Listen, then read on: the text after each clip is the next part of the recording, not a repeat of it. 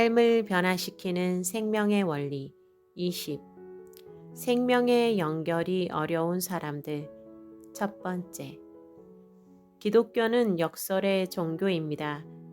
세상에서 성공했다고 여기는 사람들, 복을 받았다고 남들이 부러워하는 사람들, 잘 나가는 사람들에게 그것은 복이 아니라고 가르칩니다. 사회적으로 열악한 위치에 있는 사람들, 고통을 당하는 사람들, 어려움 가운데 있는 사람들을 오히려 복이 있다고 가르칩니다. 또한 평안할 때, 형통할 때 조심하라고 말합니다. 고난과 어려움 속에 있을 때 감사하라고, 그것은 은총의 시작이라고 말합니다. 예수께서 눈을 들어 제자들을 보시고 가라사대 가난한 자는 복이 있나니 하나님의 나라가 너희 것이며 이제 줄인 자는 복이 있나니 너희가 배부름을 얻을 것이며 이제 우는 자는 복이 있나니 너희가 웃을 것이며 인자를 인하여 사람들이 너희를 미워하며 멀리하고 욕하고 너희 이름을 악하다 하여 버릴 때에는 너희에게 복이 있도다. 그날에 기뻐하고 뛰놀라. 하늘에서 너희 상이 큼이라. 저희 조상들이 선지자들에게 이와 같이 하였느니라. 그러나 화 있을진저 너희 부요한 자여 너희는 너희의 위로를 이미 받았도다. 화 있을진저 너희 이제 배부른 자여 너희는 줄이리로다. 화 있을진저 너희 이제 웃는 자여 너희가 애통하며 울리로다. 누가복음 6장 20절에서 25절. 주님의 이와 같은 가르침은 세상의 상식과 정반대인 것을 알 수 있습니다. 주님은 지금 현실에서 웃고 배부르고 칭찬을 받는 것이 복이 아니며 오히려 울고 줄이고 버림받는 것이 복이라고 말씀하십니다. 그 이유는 무엇일까요? 그것은 기독교의 복은 누구나에게 보이는 복이 아니라 감추어진 복이기 때문입니다. 성경에서 주님은 감추인 보화로 묘사됩니다. 그 보화는 눈이 열린 자들만이 볼 수 있는 것입니다. 세상의 것들, 눈에 보이는 복으로 인하여 배부르게 된 자들은 감추인 보화를 구할 수 없습니다. 그들에게는 감추인 보화가 보이지 않습니다. 이미 충분히 배부르고 이미 충분히 만족하고 있기 때문입니다. 반면에 가난하고 줄이고 부족한 이들은 처음에 신앙을 가지고 자기 처지를 한탄하면서 복을 달라고 구하지만 차츰 눈이 열리게 될수록 오히려 자신이 복을 받은 자인 것을 깨닫게 됩니다. 복이란 눈에 보이는 재물과 환경이 아니라 오직 주님 자신이며 자신은 그렇게 놀라우신 주님을 받을 수 있도록 부름받고 은총을 얻은 자임을 깨닫게 됩니다. 그러므로 이들은 감사하게 됩니다. 자신이 그 나라에 소속된 것을 알게 됩니다. 세상에 속한 백성이 아님을 깨닫고 감사하게 되는 것입니다. 생명은 오직 주님께 있습니다. 주를 바라보고 구하는 자들에게 있습니다.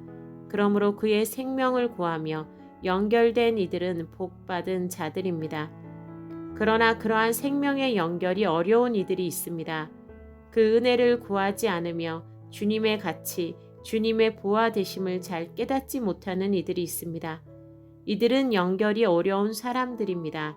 그러므로 생명을 얻기 어렵습니다. 이들은 한마디로 말하자면 세상에서 배부른 자들입니다. 이들은 자신이 영적으로 얼마나 가난하고 비참한 자인지 모릅니다. 계시록 2장 17절의 말씀은 이와 같은 사람의 영적 상태와 의식을 보여주고 있습니다. 내가 말하기를 나는 부자라 부요하여 부족한 것이 없다 하나 내 공고한 것과 가련한 것과 가난한 것과 눈먼 것과 벌거벗은 것을 알지 못하도다. 계시록 3장 17절. 이들은 자신의 비참한 영적 상태를 깨닫지 못하기 때문에 구원과 변화를 구하지 않습니다. 지금 이대로가 좋다고 여깁니다. 그렇기 때문에 세상에서 환경적으로 형통하고 평안한 이들은 오히려 영적으로 안전하지 않습니다. 위 본문의 말씀은 불신자에 대한 말씀이 아니고 교회와 신자에 대한 말씀입니다. 이것은 신앙생활을 하면서도 자기 만족에 빠져서 변화와 성장을 갈망하지 않는 이들, 주님의 은총을 갈구하지 않는 이들이 많이 있다는 것을 보여주는 것입니다. 좋은 환경과 좋은 여건에 있는 이들, 자신의 능력이나 지식이나 재능에 대한 자신감과 긍지를 가지고 있는 이들은 생명을 구하지 않습니다. 하늘의 은총을 갈망하지 않습니다. 연결을 구하지 않습니다.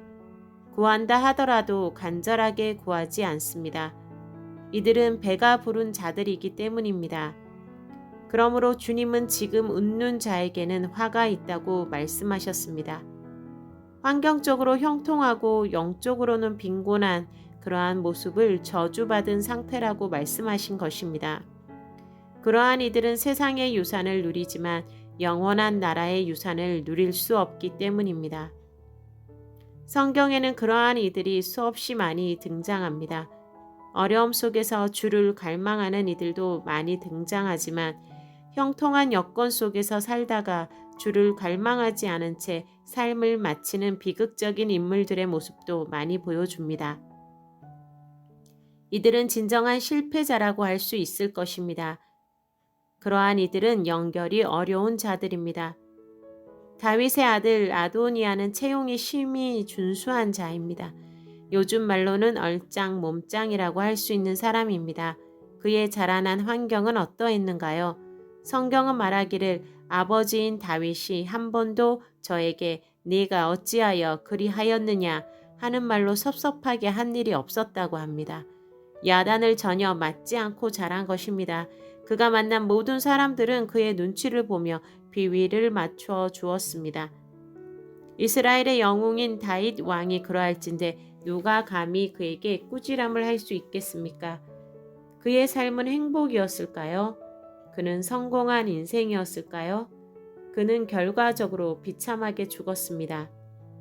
아도니아가 스스로 높여서 이르기를 내가 왕이 되리라 하고 자기를 위하여 병거와 기병과 전배 50인을 예비하니 왕상 1장 5절. 그것은 파멸의 시작이었습니다. 그는 스스로 높였고 왕이 되려고 했습니다.